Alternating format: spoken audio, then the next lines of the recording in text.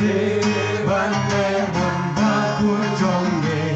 ngày lô kê kê la bọc ba trên thai la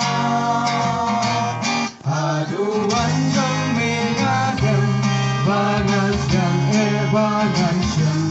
ba ngàn tiếng ba cuối nào đánh ngân hàng ba ngàn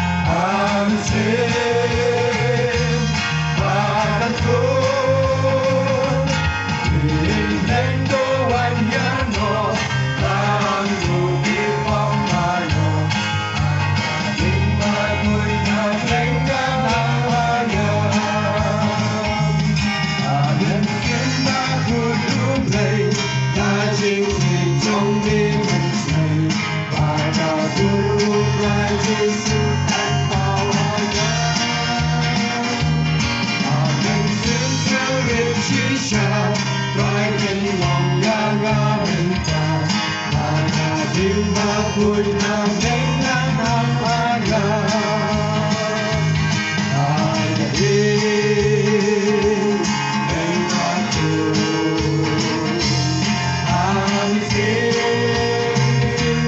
và thăm thú